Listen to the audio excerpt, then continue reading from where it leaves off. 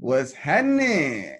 It's Contrast Uncut, Season 2, Episode 17. Bobby D presents.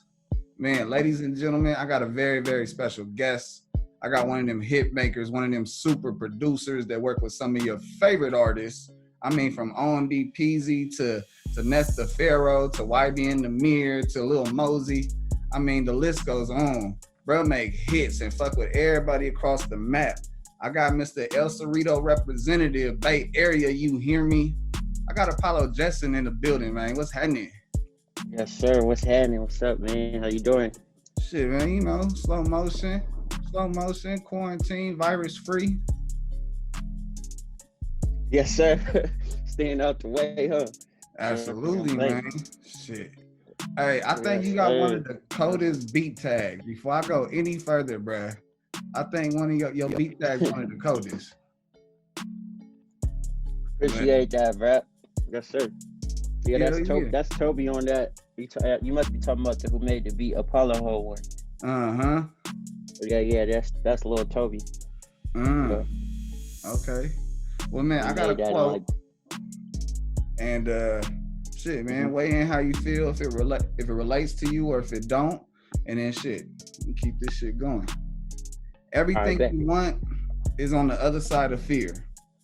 I'm going to say that one more time. Everything you want is on the other side of fear. Jack Canfield. How you feel? Man, that's so true. Like, to keep it short, you feel me? Like, you might be that one step away from getting where you want to be, but you just got to get out your comfort zone to accomplish it. So it's really just about attacking things you're scared of, you know, and just trying to get more confidence in what you're doing with yourself and your craft.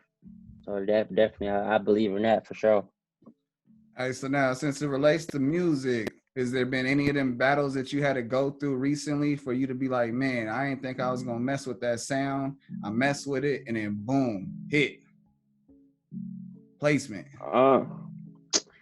Yeah, I mean, kinda like you with making beats. Like sometimes, like there's the beats I can make like where I know like, all right, I know this person gonna like your shit, and when I send it to them, they gonna really like it, you know. And then there's the ones like you might just play in the studio that you don't even really like that, and a motherfucker really like that motherfucker and ready to buy that motherfucker page, you know.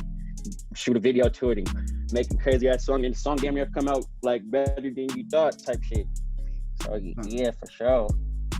Okay, well shit, that leads me to my segment. My segment is, did the game choose you or did you choose the game? I want the origin story. Oh, the game for sure he chose me. I tried to avoid this shit, man. You tell me, my dad was a producer. My mom worked for a record company called J King Records. And but to keep it short, like shit, I just started fucking around on the piano, and then one day my dad probably, I think he's seen it, and then he bought me this keyboard from Best Buy or whatever. It teach you like classical songs and shit, and then I just started learning classical songs. And then once he seen that, he was like, he just put me in front of a beat machine in the 4th grade, you know, back in like 06 or 05 or whatever, and I made my first beats then, you feel me, like on an MPC, just you know, and then I burned it to a CD and I took it to my 4th grade talent show, like class show, and I just played it for him and shit. And then I ended up giving those beats to my sister's boyfriend at the time, who was a rapper and shit, and I hella believed in this shit, you feel me. Shout out Killer K, you feel me, from Richmond. But yeah, I had did that, and then after that I ain't really fuck with making beats like that. You know what I mean? Like I just I started skateboarding and shit. I used to like basketball, but then once I started skateboarding, you know, just basketball was kind of just boring after that, you know, and shit. And then all my, you know, I might have just started fucking around, and I'd probably say in freshman year with music. My boy Augustus, who was going to school with me, he started rapping, and then he was recording his first songs. And one day we was coming home from a little skate session, and they had the studio at Nick's crib, and we walked up in there, and he was like making this song. He was like, "Hey Lolo, hop on this," you feel me? I was like, man, I don't even be rapping like that. So then I just, I hopped on it and shit. Then I started making music. Then when I was in high school, my boy Kyle, who go by Meal Ticket, he's another producer. He produced for like a lot of people in the Bay. He's in like BTB's camp. I don't know if you know them, but he produced for like Samaria and a couple other people and stuff like that. But he had showed me how to use GarageBand on the Mac, because at the school I was going to, they had all these like Macs and shit. And we would go in the library. I went in the library one time and I seen him in there fucking with beats and shit. And I was like, what's that? You feel me?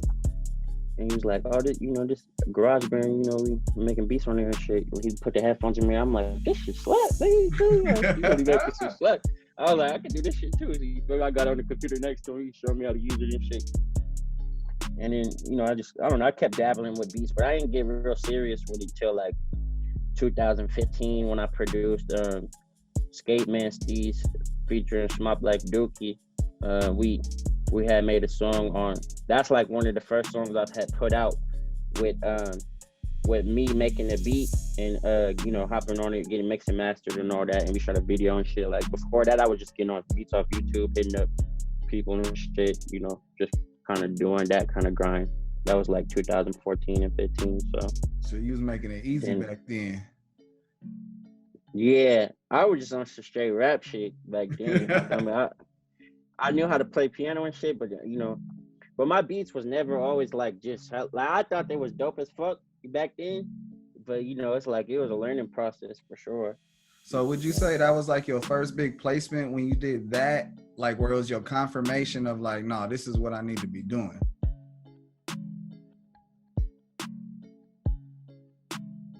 Yeah, I would say that was my first big look like we did, and that made me feel like, all right, this is what I'm supposed to be doing for sure. And then also making my beats too, because it was like I ain't never really think I could just do it.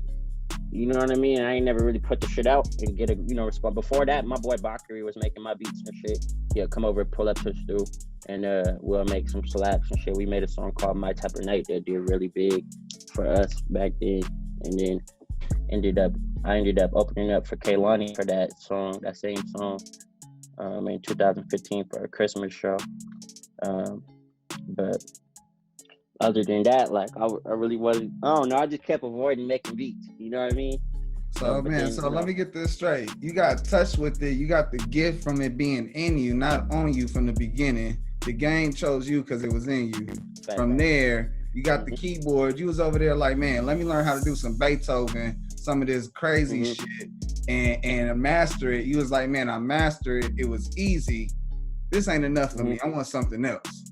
And then you kept lit. And then he was like, let me rap on this, because I be feeling like a lot of producers, they see that there's a need there.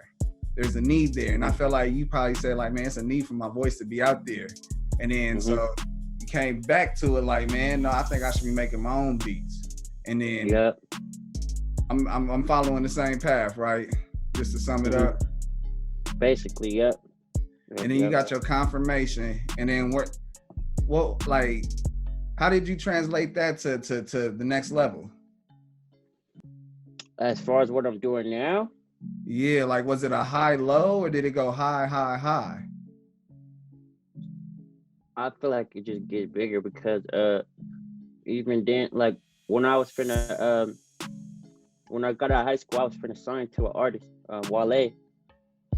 He had a group that he was brewing up that he still has. It's called Every Blue Moon, and I was gonna sign as an artist, but that was before I started. Like I didn't even really like. I was making beats, like I said, just it was kind of around that same time, but I just wasn't that comfortable. Like there was so much I didn't know about making beats and how to make an actual beat and different, all of the ins and outs of that shit. So when I ended up not signing, it gave me more time to focus on my craft, and I learned hella different shit about I got better at my beats, because before then I was getting beats from other people, but I ended up getting better at beats. I learned video production stuff. I just learned way more stuff and just writing better songs, just all kind of stuff just came from that. So I just feel like I'm in a position that I'm all about growing. So it's really, for me, it's just progression and growing and getting better at what I do, and as long as I stay consistent with it, I'm gonna see the fruits of my labor. So it's just really about not quitting. So for me, I say daily progress determines greatness, and so you just gotta make sure you on your progress daily. Mm-hmm. And so during this quarantine season right now, one of you essential prime time cook up. Yeah, you hear me? So no distraction. So man, let me go ahead and weave out the music for a little bit and get to my awareness segment. And pretty much it's just, my whole idea is to bring light to people when they get pulled over and they don't know what to do in the situation.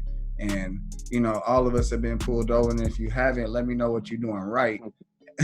But the idea is just, we still standing, we not sitting, we not 6 feet under. When then we got blurb and bright lights came on, we knew, you feel me? We knew how to be calm, cool, collective, and wiggle. Mm-hmm. But so when's the last time you were pulled over? When I got like a speeding ticket. Yeah. Other than that, that was like I don't even know, pulled over once, like with me driving. You feel me? I didn't been pulled over with other people and shit. And that shit done, did what it did. But I try not to get pulled over, you feel me? I just drive smooth. But when I act up on the road, it's like I'm in places I know where I can do it at. You feel me? Like whether that's when I'm in the Bay or I'm out here in Atlanta, just doing shit. But most of the time, if I'm gonna do something drive crazy or whatever, I'm gonna do it in the Bay. You feel me? Because I just know where I'm going. You know what I mean? You know which freeway exits on 580 and shit. Like, man, on everything. Do shit or whatever. So. But you have a question about that though? Like, man, so like my whole point of it is like, man, what's some advice you can give to a youngster if they get blurred? Like, you feel me? What type of state of mind should they have? Honestly, you just gotta stay calm. Don't answer any questions, because you could fuck around and admit guilt.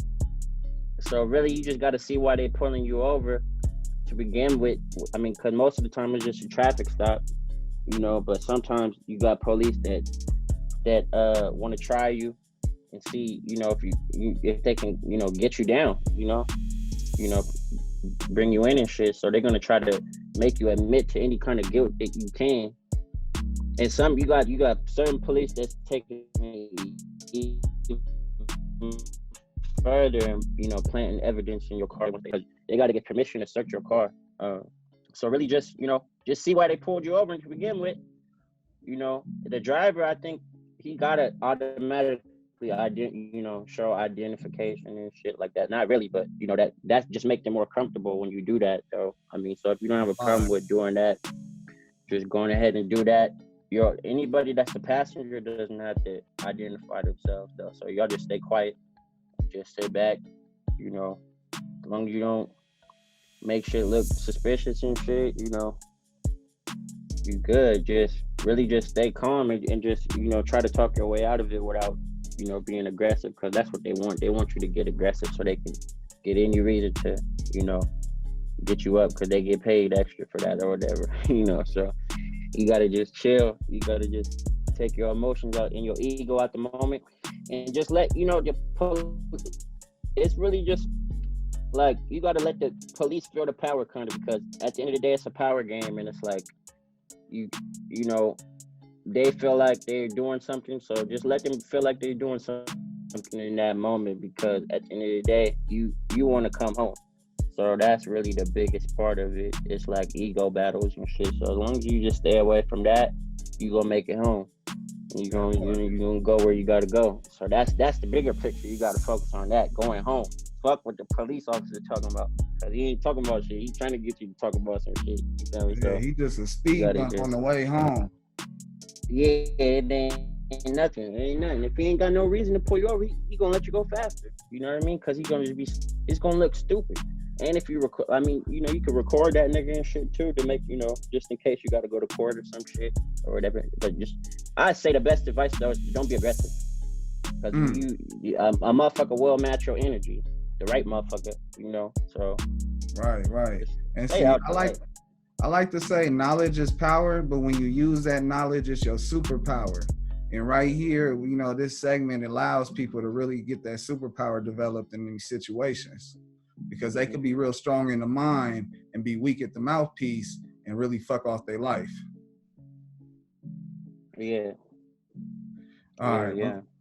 Let me get off this serious shit. I got this thing called Trading Places, or like Freaky Friday. I don't know if you've seen either movie, but the whole idea is that these people are waking up in different bodies. Yep. So I got two people for you. And the whole idea is question number 1, will it work? Question number 2, what would life be like if it was like this? All right. You ready? All right. All right. I got Jermaine Dupri trading places with Jason Statham. You know, the action figure actor, you feel me? Jason. Oh, that's a different person? Jason Statham? I don't know who that is. Oh, he was Fast and the Furious with The Rock. Mm-hmm. The last one that just came out. Fuck. I have to Google him. Oh, you know what? Then fuck that. Scratch that. So we're gonna go with Jermaine Dupri. All right. And we're gonna go with, man, you catching me on the flip now because I had to flip it. Man, let's have Jermaine Dupri and Eminem trade places. Oh, wow. All right, so what I gotta say, if that would work, and then what life would be like as Jermaine, I think that'll work because he know a lot of people and shit, and he already like super successful with his career. You know, signified. You know, his place is solidified as a producer. So it's just so many people that he can work with, touch. I'm younger, so if I trade places with him, I'm gonna come with brand new energy, brand new everything. I'm gonna take over the game. You know what I'm saying? I'm gonna make some more hits, and it's gonna look like Jermaine did it. You know what I mean? Because I'm Jermaine now, so you know they're gonna be like, "Damn, JD came back." You know what I mean? You back on his beat making shit or whatever. Not that he ever left. Now, do you think Jermaine Dupri would take over Detroit the same way Eminem did? And do you think Eminem would take over the A the same way Jermaine Dupri did? And put on the same way? Nah, unless they really just tried hella hard, but I doubt it. Because those are, you know, the opposite of their native city. So, I don't know. I think, you know, Eminem already got his fan base, so he good. You know what I mean? I don't think he's trying to, you know, really fuck with anybody else right now or shit. So I don't know. As far as Eminem, it'll probably work. But he's a rapper and I'm a, you know, and shit. So I don't know what I would do different. You know what I mean? I'd probably just chill if I was just Eminem, fuck it. Like drop an album a year type shit. Like, nigga. It ain't shit to do at that point, you know. But no, I don't know. I'd probably put some other people on there, all the homies and shit, sign them and shit like that. Do some straight boss moves. Talk to Jay. I call Jay-Z. Like, Power play. Yeah. All right, bro. I'm gonna get into my next segment. This shit's like random as hell. It's called Impulse Q&A. And I got these cards, it's like trading cards or whatever, but they got questions on them. They don't pay us, so we don't talk about their name, but they got crazy questions. It's random as fuck, and it plays right into what we doing. So question number 1. All right. What's the weirdest tradition your family has? Let me say it again. What's the weirdest tradition your family has? Fuck, I don't even know. Because we just like everybody else, for real. Dog, I can't even tell you. I don't even know. Well, you got an option to pass. You want to pass? Yeah, I'll pass that one. All right, question number 1. If you could jump into a pool full of something, what would it be? A pool full of gold. That's gonna hurt. I mean, you ain't never specify how high I gotta jump. You know what I mean? So I might as well land it. Shit. Real talk. Okay. I would have jumped in a pool full of money, but that's my opinion. It's all gonna be soggy. I was thinking that the other first. Oh, no money. I mean, no water. No water. It's all paper. Oh, okay. Well, yeah. Shit. I'll probably do the same thing. That shit might fly out though. It's all over the place. I got this extra fat to keep some sweat next to that money. Yeah. Get some bags going. You hear me? Let some shit stick in my socks. Question number 2. Would you rather be the best player on a horrible team or the worst player on a great team? The best player on a horrible team. It just makes more sense to me. Now, would you be loyal and stay there the whole time, or would you get traded? I'm trading. He said, "Run me my money." We not sticking around for the win bands, man. We got there. We gonna work the best move, bro. Man, I hear that. He said, "I'm waiting for free agency. Damn it." No gap. All right, question number 3. What's something that you've never been able to do well? Damn, that's a hard one. I don't know. Never been able to do well. I'm trying to think. I know you can cook. I can cook for sure. He said, I got bars with the driving. Man, you can make drinks. I just started getting into doing that, but I mean, I'm trying to give you a good one though. Never do well. Shit, I don't know. I'm gonna pass on y'all. I was gonna say, man, what's something you pay somebody to do? Oh, okay, yeah. I'd probably say like drawing or some shit. Yeah. I always wanted to be better at drawing. I feel like I could draw decent, but not like on some god level shit type shit. Like, with the same. Man, I was ready to pull another card, but you pulled out. You pulled out. You said, I'm finna land. Hold it. Let me take back off. Yeah. So, bro, what are you most excited for coming up for this year? We got Nef The Pharaoh's new album that's gonna come out. I got 2 tracks on there that I produced. One featuring Iamsu, and another one which is it already came out. That's the ABC record. Right. And then I always got new Apollo records coming out. I'm always excited about that. More Pimp Tobi. I'm about to drop 2 of my albums. I got one that's called Quarantine and Chill that I'm about to drop 7 songs, and I got another album that's called New Jet City, where it's all like a kind of an old school sound, not boom bap, but like old West Coast. That's all me on there. I got more Iamsu that's gonna be on the way. We're working on a project. Me and Shelby gonna work on a project. Me and Yada. I might do a tape with Cuban Doll. I'm working on some new shit for Nine from SOB's camp. My boy Chilla FB.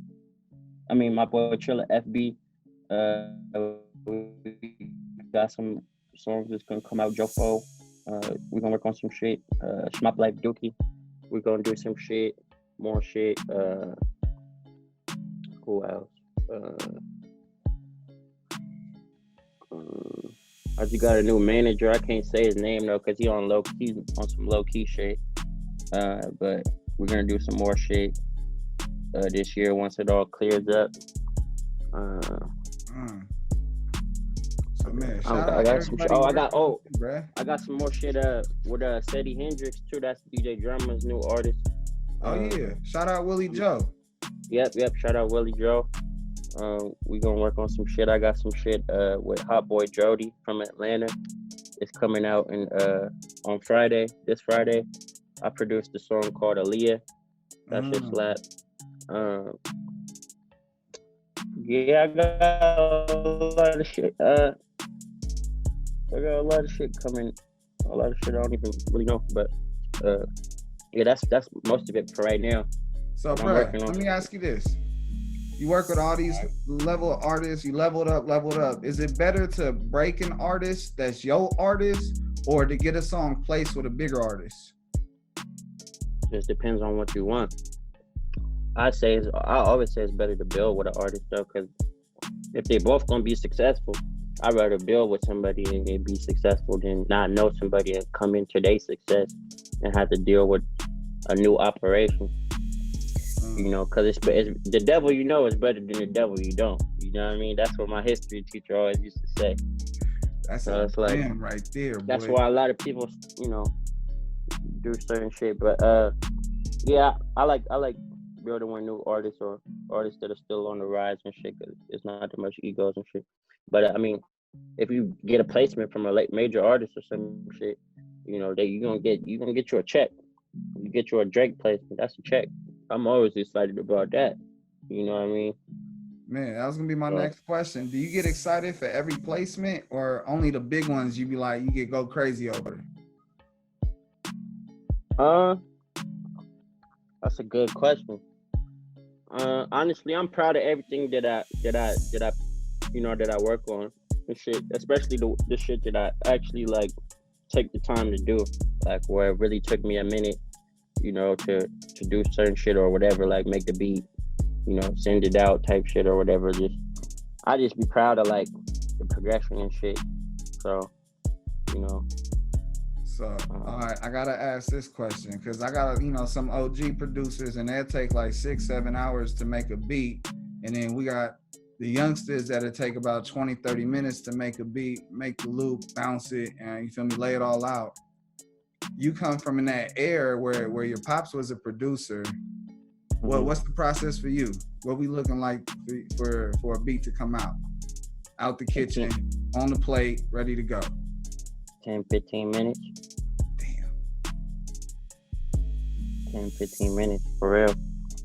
Especially if I'm in the studio with them, because they gonna, like, as soon as I put the drums in there and got it looping and everything, it's like they already gonna want to rap to it. So me trying to add hella shit, you're gonna kill the vibe too. So I'm just gonna finish that motherfucker, you know, put my tag on it, structure it out, bounce it out, put it in Pro Tools, and we rock them.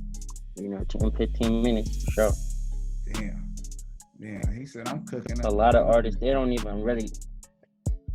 A lot of artists too, like they don't even really like right nowadays, like especially if they coming out their own pocket or some shit, they don't really like wasting their studio time on you know, the beat getting made and shit, because a lot of niggas ain't that fly, you feel me? So they want some shit already ready so they can load it up and get the most out their time. So, you know,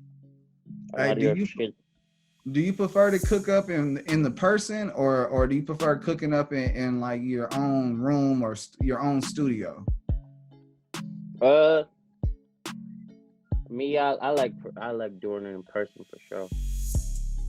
Surely, especially if I know you, like whenever I link with Tobi or you know, or you know, whoever, or Nef, I can always link with Nef, and we I like to make shit when I'm in the studio with him and shit, because you know, we got good chemistry and shit. So a lot of the shit that I make, he gonna like automatically. So, and he just gonna come up with a dope ass song.